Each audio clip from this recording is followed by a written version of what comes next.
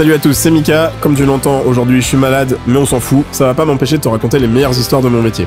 Pour la première histoire, je vais te raconter mon histoire. Une histoire que j'ai vécue quand j'étais étudiant, où j'ai été harcelé, et à la fin il y a un petit bonus, je te raconte quand j'ai retrouvé ces personnes des années après en poste. Et crois-moi, ça vaut le coup. Donc je suis étudiant en deuxième année. En début de deuxième année, c'était mon premier stage. En gros, je savais pas faire grand chose. J'arrive dans le service, et il y a une chose à noter, c'est qu'il y avait deux autres étudiants qui, eux, passaient leur diplôme d'état. Ça va conditionner un peu la suite, parce que du coup, les infirmiers vont plus s'occuper d'eux. Ce que je peux à peu près comprendre, étant donné qu'ils passent leur diplôme, et moi je commence ma deuxième année. Le stage se divise en 4 semaines, et ça monte un peu crescendo. Du coup, je vais vous raconter brièvement chaque semaine comment c'est déroulé.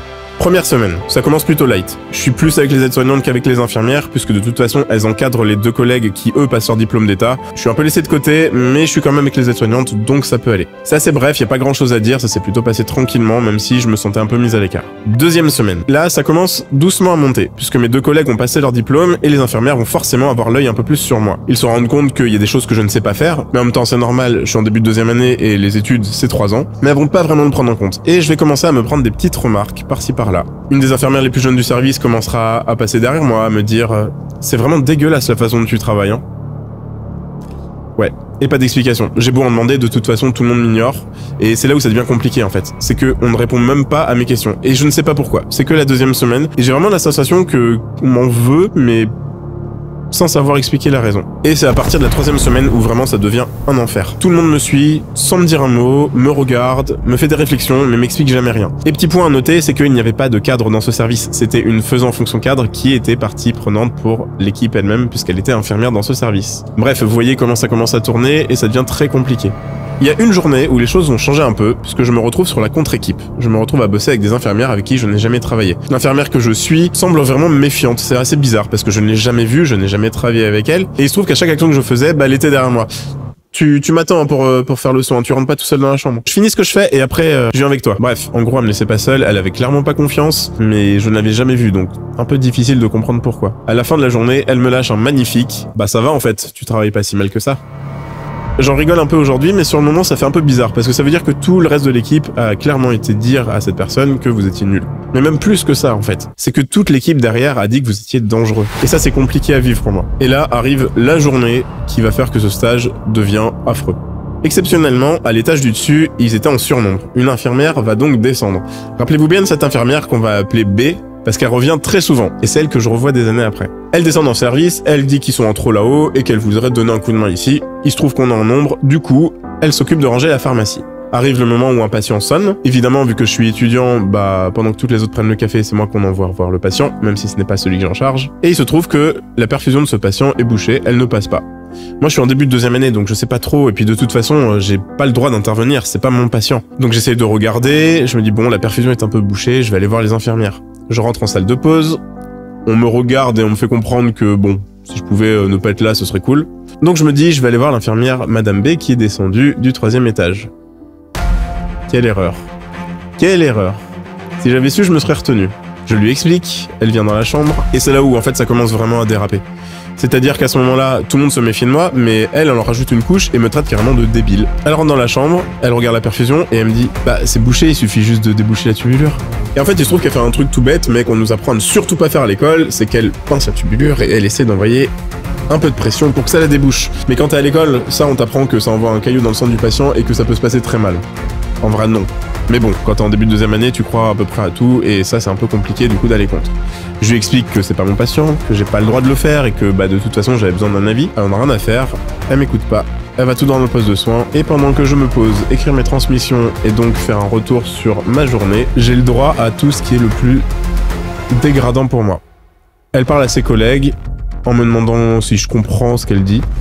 Elle s'adresse vraiment à moi en me demandant mais tu comprends quand je te parle? Enfin là, tu m'entends ou... Et j'avoue qu'à ce moment-là, en fait, je suis un peu dans un moment où je sais même pas quoi répondre. Je suis passé un peu par toutes les étapes. La déconnexion où j'entendais plus rien, le moment où je commençais vraiment à me mordre la joue en me disant je vais lui sauter dessus. Comme vous vous en doutez, j'ai rien fait du tout. Je me suis juste dit que j'étais pas assez bon et qu'il fallait que je m'améliore. La fin de la 3e semaine a été assez complexe parce que on m'a vraiment fait comprendre que j'étais au-delà de mauvais, que j'étais dangereux, alors que, avec le recul, en fait, je faisais pas grand-chose, vu que de toute façon, on me permettait pas de faire grand-chose. Arrive enfin la dernière et 4e semaine. Je dis enfin, mais ça paraissait être une éternité. Et à ce stage, pour en rajouter une couche, j'avais ce qu'on appelle une MSP. Et une MSP, c'est quoi? C'est l'informatrice de l'école avec la cadre. Rappelez-vous, il n'y a pas de cadre, c'est la faisant fonction qui du coup peut pas me piffrer et qui fait partie de l'équipe, qui vont me suivre toute une journée pour me noter et voir si je travaille bien. Vous vous en doutez, ça s'est très mal passé, mais de toute façon, j'étais tellement pas dedans que j'avais du mal. Et arrive la partie où je parle de mon patient, j'explique un peu pourquoi je fais tel geste, etc. La formatrice qui était présente ce jour-là pour me noter, voyait bien qu'il se passait quelque chose et que j'étais pas dans mon état normal. Elle me pose quand même la question sur le pansement que j'ai fait pendant l'épreuve, en me demandant pourquoi tu l'as fait de telle manière. Alors je me rappelle plus bien comment je l'avais fait, mais en tout cas, ce qui était sûr, c'est que j'avais fait de la manière qui était notée dans les protocoles du service. C'était à l'ancienne, ça devait plus faire comme ça, mais ils l'ont jamais réactualisé. Et vu que personne de toute façon m'encadrait, bah j'ai été prendre de toute façon ce que je trouvais dans les dossiers le plus actuels. Et j'ai eu raison au final de faire ça. Sauf qu'au moment où j'explique pourquoi je l'ai fait comme ça, et que je l'ai trouvé dans les protocoles du service, la faisant fonction cadre se met à presque bondir du siège en disant « C'est faux, tu mens, ça a jamais été comme ça, c'est noté nulle part, t'as fait une erreur, reconnais-le, et fais pas comme pendant tout ton stage. » Alors autant ça a été difficile qu'on me traite de débile, de nul, et etc. Mais je crois que me traiter de menteur, c'est ce qui m'a fait dégoupiller. Dans ma tête, à ce moment-là, je me dis « J'ai fait un truc de dingue, je suis sorti de la salle alors que j'étais en plein examen, je fonce vers le bureau, pose une chaise, je monte dessus pour prendre le classeur, je l'ouvre, j'arrache la feuille, dans ma tête j'étais en train de faire quelque chose de dingue, hein. Alors qu'en vrai j'ai juste pris une feuille d'un classeur, que j'ai tendu à ma formatrice, et je lui ai dit, je suis peut-être plein de choses, j'ai peut-être raté mon examen aujourd'hui, mais par contre je suis pas un menteur. Je lui ai donné cette feuille, elle a regardé, ça commençait à s'énerver un petit peu dans le poste de soins, vu que de toute façon tout le monde m'avait pris en grippe. Et là la formatrice a mis un holà à tout ça, elle m'a dit, en regardant que le stage était terminé, que je rentrais chez moi, que je ne venais pas les prochains jours, et par contre que j'irais discuter avec elle. J'avoue que je savais pas quoi penser à ce moment-là, est-ce que ma formation allait s'arrêter, est-ce que j'allais me faire défoncer? Bah pas du tout. En fait cette formatrice elle a vraiment été très sympa et j'ai pu lui expliquer tout ce que je vous expliquais. Elle a trouvé ça assez inadmissible et elle a forcé l'équipe à valider mon stage. Tant mieux. Franchement ça a été un moment compliqué, j'ai cru arrêter la formation à ce moment-là, j'ai finalement continué et heureusement je suis tombé sur des gens bienveillants après. Et on se retrouve quelques années plus tard, et même pas mal d'années plus tard, puisque cette histoire s'est passée à peu près en 2009. Et en 2015, en intérim, je croise une infirmière qui me dit « Hey, on a un poste en salle de réveil là où je travaille, est-ce que tu veux pas venir ?» Et je me dis « Bah pourquoi pas, comme ça je pourrais travailler, passer mon concours. » Et vous allez deviner où était cet endroit. Pas dans cette fameuse clinique. J'ai hésité à prendre le poste et je me suis dit bon, je vais être au bloc opératoire de toute façon. Au pire j'ai grandi, ça ira, on pourra peut-être s'expliquer. Que nenni, ça ne s'est pas du tout passé comme ça. Vous vous rappelez de Madame B? Eh bah elle était toujours là. Et un jour, elle appelle la salle de réveil, donc là où je travaille. Je décroche le téléphone et elle se met à hurler. Dans le dossier, il y a tes feuilles qui volent, c'est n'importe quoi, je suis pas ton chien, tu descends et tu viens les remettre. Elle me raccroche le téléphone à la tronche. Et là, à ce moment-là, j'avoue que je me dis, putain c'est mon moment quoi. C'est vraiment mon moment, faut que je descende. C'est à moi de jouer. J'y vais, à moitié content, un peu comme j'étais là, parce que je me suis dit, je vais pouvoir enfin la confronter, quoi. Sauf qu'il s'est passé un truc qui m'a fait un peu vriller. En gros, quand je suis descendu, il y avait une étudiante infirmière, en première année, qui avait fait à un patient une glycémie, une petite piqûre au bout du doigt. Et l'appareil marquait une erreur. Quelque chose. Bref, on s'en fout. En gros, elle savait pas ce que ça voulait dire, donc elle amène à Madame B, et lui tend en lui disant, excuse-moi, j'ai fait la glycémie à monsieur, mais ça affiche quelque chose, et je sais pas ce que ça veut dire. Et en fait, cette infirmière, Madame B, a fait quelque chose qui m'a fait péter un câble. Mais vraiment, vous voyez ce genre de moment où vous sentez que vous êtes plus tellement maître de vous. Elle a pris la main de l'étudiante, elle l'a amenée vers le placard en lui disant « Bah tu prends tes petites mains, tu ouvres le petit placard, tu prends le petit livret, et en connectant tes petits neurones, tu lis les petites indications, et tu vas comprendre. » Et j'avoue qu'à ce moment-là, bah, j'ai pété un plomb. J'ai pété un plomb, j'ai fait un truc que j'ai jamais fait, je lui ai arraché le lecteur de glycémie des mains et le petit livret, et je me tourne vers l'étudiante et je lui explique. Parce qu'en fait, quand t'es en première année, t'as le droit de pas savoir. Et même de manière générale, t'as le droit de ne pas savoir. Tu ne mérites jamais de te faire harceler ou de te faire détruire par quelqu'un juste parce qu'il a envie. Je pense que ce qui a été compliqué à ce moment-là pour moi, c'est que ça a vraiment fait écho à ce qu'elle m'a fait vivre quand j'étais en stage. Forcément, bah ça l'a énervé, donc elle se met à hurler sur moi en me disant « T'as pas à faire ça, tu te prends pour qui? Qu'est-ce que tu crois faire ici? Tu crois que t'es qui ?» Je me suis rapproché d'elle, et un peu comme quand vous êtes dehors et que vous commencez à vous énerver avec quelqu'un, je lui ai dit « Et tu vas faire quoi? Qu'est-ce que tu vas faire? Vas-y, essaye, fais n'importe quoi. » Alors, il y a un truc qui était marrant quand même que je vous ai pas raconté, c'est que dans la pièce, il y avait une autre personne, il y avait le médecin anesthésiste avec son dossier ouvert dans les mains, qui était comme ça. Il comprenait pas ce qui se passait, il s'est dit « Oh mon dieu, ça va déraper à tout moment. » Moi, dans ma tête, je m'imaginais déjà en train de faire des prises de catch et... J'avais tout ce que j'avais vécu qui revenait en tête. Bref, c'était un moment un peu particulier. Le ton monte de son côté, moi je m'énerve aussi. Elle commence à me dire qu'elle a envie de m'en mettre une parce que je suis irrespectueux. Moi je lui hurle dessus en lui disant mais vas-y, fais-le, s'il te plaît. Donne-moi une raison, quoi. Évidemment, le médecin anesthésiste à côté, avec qui je travaille en salle de réveil, essaye de temporiser un peu le truc. Il me pose sa main sur le bras en me disant calme-toi, Michael, on va aller prendre un café si tu veux, je te l'offre. Viens avec moi. Et en fait, à ce moment-là, j'avais pas envie de prendre un café. J'avais vraiment des images en tête que je peux pas te dire ici parce que ça va être censuré. Et bref, le ton monte, elle finit par s'énerver toute rouge, elle me dit que je suis vraiment un petit con et qu'elle est bien contente de m'avoir traité comme elle m'avait traité. Et ce qui est dingue en fait à ce moment-là, c'est que je me suis dit, putain mais elle se souvient de ce qu'elle a fait. Et c'est fou parce que des années après, je me rappelle tellement bien de tout ça, elle finit par partir du poste de soins en tapant des pieds parce que bah de toute façon elle pouvait plus rien faire. Hein. Elle a pas pu avoir l'ascendant sur moi comme elle a eu quand j'étais étudiant.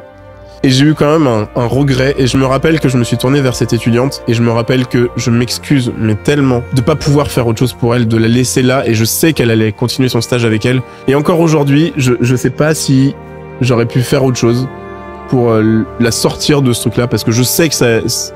J'ai pas suivi la suite de son stage, mais je suis persuadé que ça s'est pas forcément bien passé avec elle. Cette infirmière a fini par partir à la retraite. Il faut savoir qu'elle était comme ça avec tout le monde. Donc à son départ, personne ne s'est proposé pour aller la voir. C'est pas juste avec moi et c'est pas mon comportement qui a fait que. C'est toute cette équipe et elle en particulier ont été vraiment nocifs et toxiques. Cette histoire que je vous ai racontée, c'est quelque chose que j'ai vécu qui est bien réel et dites-vous bien qu'en fait dans le milieu infirmier, bah c'est pas quelque chose de rare. En fait, ce qui est même compliqué, c'est que ces personnes qui harcèlent et qui pourrissent les étudiants parce qu'il n'y a pas d'autre mot, sont connues, mais que rien n'est fait.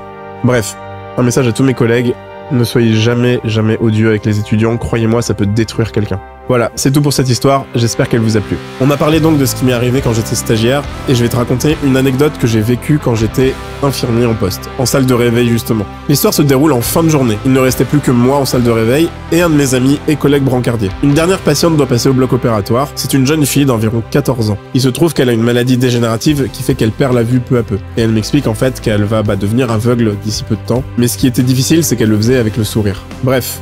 Je m'occupe d'elle, je la perfuse, elle passe au bloc opératoire, et j'attends sa sortie. Elle revient en salle de réveil, il n'y a donc plus qu'elle, moi et mon collègue brancardier. On discute de pas mal de choses, et notamment du fait qu'elle perd la vue alors qu'elle est très jeune. Et ce qui m'a le plus touché, c'est que cette jeune fille avait totalement accepté le fait qu'elle allait perdre la vue. Moi par contre j'étais à côté, et ça m'a tellement touché qu'en fait j'en pleurais, parce que c'était vraiment difficile je trouve, d'accepter qu'une enfant, finalement, ait ce genre de maladie. Ce qui était assez drôle, c'est que elle, on rigolait et se fichait même de moi parce qu'elle me disait que malgré qu'elle me voit pas, elle entendait que ma voix vibrait un peu et elle se doutait du coup que j'avais les larmes aux yeux. Et ce qui est assez bizarre en fait, c'est que dans son discours, elle avait vraiment pas le discours d'une enfant de 14 ans mais le discours d'une adulte. Et je crois que c'est ça qui m'a particulièrement atteint parce que plus elle me racontait à quel point elle l'acceptait et à quel point elle était ok avec ça, plus c'était dur pour moi et plus je me mettais à pleurer. Et c'est con parce qu'à la fin de la discussion, bah c'était elle qui me rassurait. Alors que c'est elle qui est dans un brancard qui allait perdre sa vue. Et c'est moi qui suis pas bien, enfin c'était assez étrange. Je sais pas ce qu'est devenue cette jeune fille, puisqu'elle est sortie du bloc opératoire et du coup de salle de réveil très rapidement. Mais j'avoue que ça c'est une histoire qui m'a particulièrement touché, qui me reste un peu, bien qu'elle soit très brève. Je crois que c'était important de la raconter pour comprendre que dans notre métier, on a beau voir beaucoup de choses, il y a forcément des choses qui nous impactent plus que d'autres. Cette histoire elle s'est passée aujourd'hui, à l'heure où je la raconte, il y a plus de 8 ans. Pour autant, elle me reste encore bien en tête et je revois très bien toute la situation. Voilà pour mes 2 histoires du jour, j'espère que ça t'a plu. Si t'es soignant et que t'as vécu quelque chose de similaire, que ce soit une situation difficile en stage ou une situation comme ça compliquée et que tu veux la partager, hésite surtout pas à la mettre en commentaire, ce sera avec plaisir que je la lirai et que même toute la communauté pourra la lire. Bon allez, moi et mon rhume, on me dit à la prochaine. Ciao.